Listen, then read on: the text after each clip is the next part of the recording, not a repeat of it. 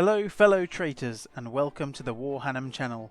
And does something smell a bit off in here? In this video I'll be showing you a straightforward but effective way to paint your followers of the Pale King in their 30k Death Guard armour. Throughout this video I'll be using the following paints.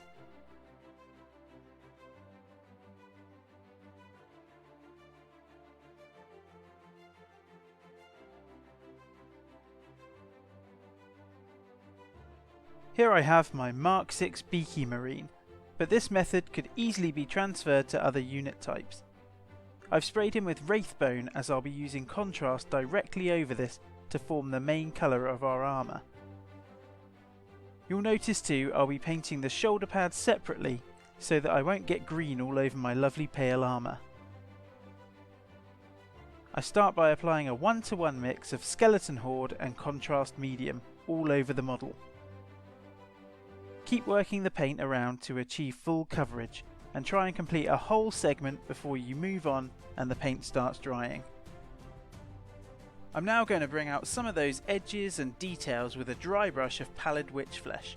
This should just push up the overall brightness of the armour. And there we go, that's the nice pale bone armour complete. We'll come back to that a bit later and add some weathering. We're next going to move on to the soft seals and gun casing, which we'll paint with Black Templar. It's really handy at this stage to have a spare damp brush next to you, so that if any of that black goes on the armour, you can quickly mop it up before it dries.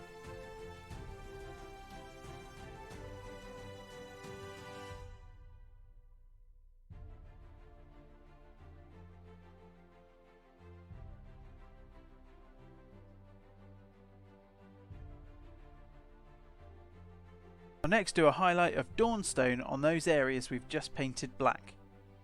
Don't worry too much on those soft seals if you go into some of the cracks, because we're going to come back with Black Templar a bit later and just redefine it.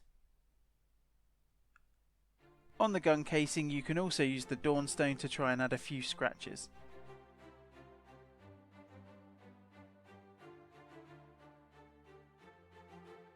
We'll next go over these areas again with Black Templar mixed with Contrast Medium, about 1-to-1, just to fill in those cracks and bring that detail back.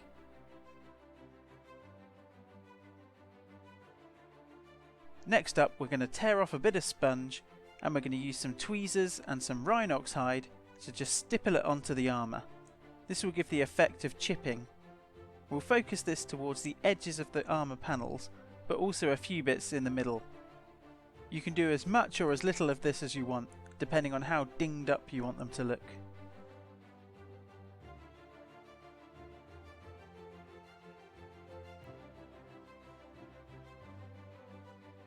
With the Rhinox hide dabbed on, we're going to go back with a brush with some Pallid Witch Flesh on it. We're going to stipple this under those areas we've just sponged, and that will start to give that really nice 3D chipping effect. Don't worry about being too accurate or getting every single part, it's just about fooling the eye and building up that effect. We'll now turn our attention to those shoulder pads, and we'll give them a base coat of Lauren Forest.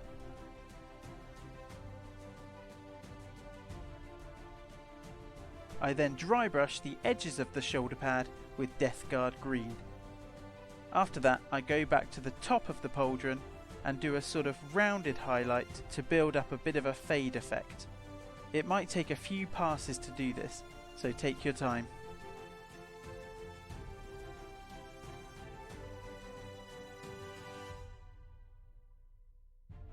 Then it's time to apply some Plague Bearer Flesh contrast paint to just tie that fade together.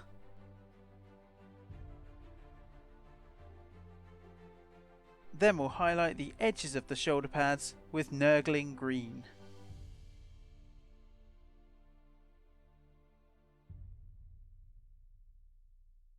With the green of the shoulder pads complete, we're going to go back and add some battle damage in the same way that we did with our armour. We'll use a sponge to apply some Rhinox hide.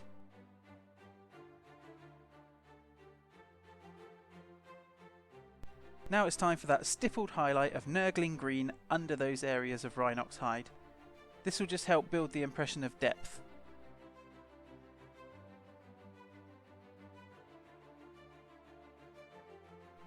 It's now time to work on the metals. All the areas we want to do silver, we're going to base coat with lead belcher.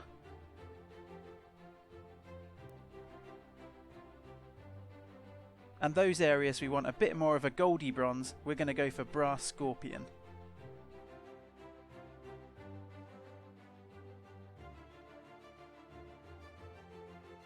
We'll then give all these metals a wash with Agrax Earthshade.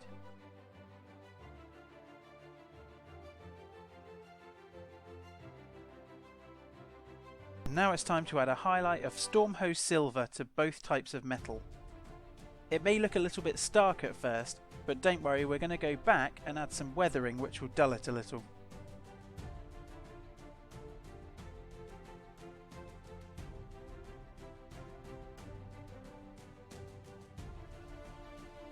Before we move on to dirtying up the armour, I've stuck the shoulder pads on, and it really looks like it's coming together now. So now it's time for my favourite part. We're going to add some grime to the armour. Using really watered down Scrag Brown, I'm going to apply it to the recesses and around any rivets and in a few areas around the chipping. Now it's really important to wipe most of it off your brush because you don't want it to go on too heavily because it will really stain the armour. It's better to start off really light and go back and do the area again than to put too much on to start with. I'll also apply this same colour to the silver metals.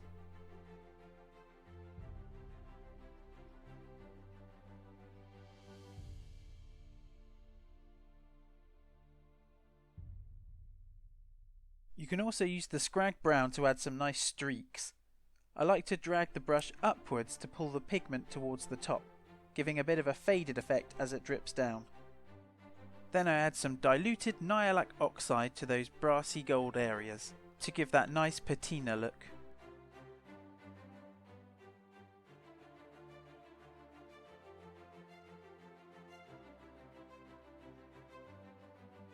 With the armour weathering done, it's now time to focus on the eye lenses. I start off with a base coat of Mephiston Red.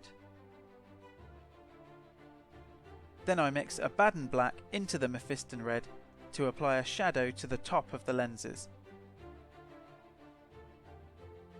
before highlighting the bottom of the lens with Wild Rider Red, and finally summoning all my nerves to apply a small dot of white.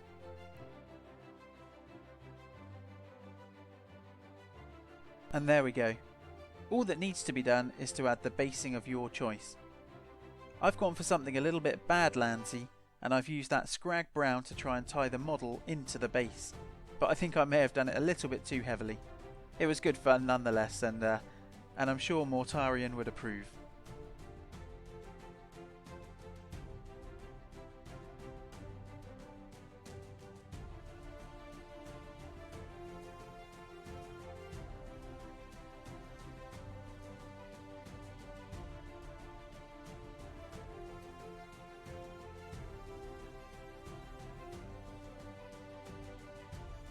Thank you so much for watching. Please like, subscribe and share this video with any of your slightly odd smelling friends. Thanks once again, and I'll see you next time. Bye.